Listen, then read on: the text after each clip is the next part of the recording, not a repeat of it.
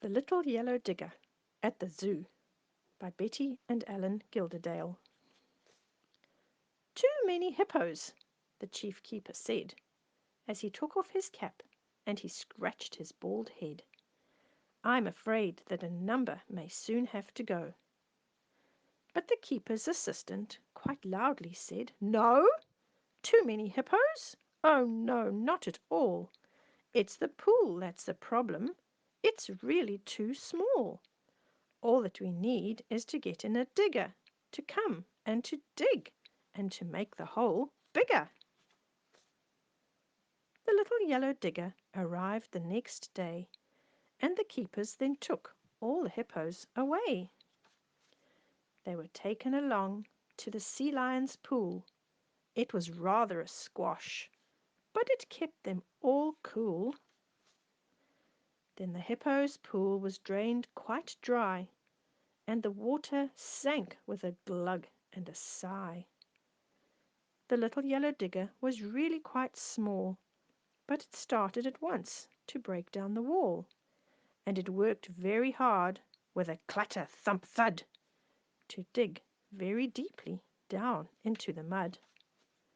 The digger dug deep, and the digger dug wide, till the hole grew so big that it vanished inside.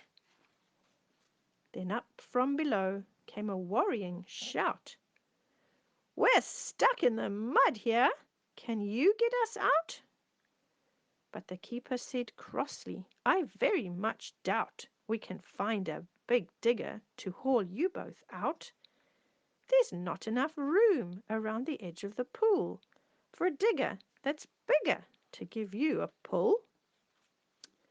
But a clever young girl who was standing nearby shouted, How about letting an elephant try?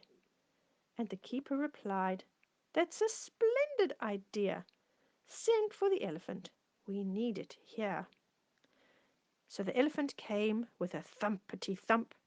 It was flapping its ears and swinging its trunk.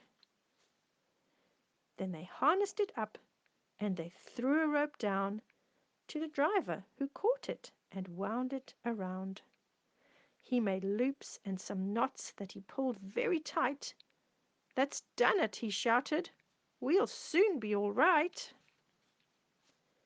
Then the elephant gave a strong tug and a pull, and slowly from out of the wide empty pool the digger appeared. But what very bad luck! It slipped over sideways and ended up stuck. The keeper's assistant said, Leave it to me. We'll fix up a pulley by using that tree. He cautiously clambered along the tree bough and tossed down the rope to the keeper, who now tied it onto the elephant so it could pull that small digger upwards and out of the pool. Could that be the answer? Oh no, not at all. The digger was swinging. It seemed it would fall. It was swaying and dangling high up in the air. It's no good, they all cried. It just can't be left there.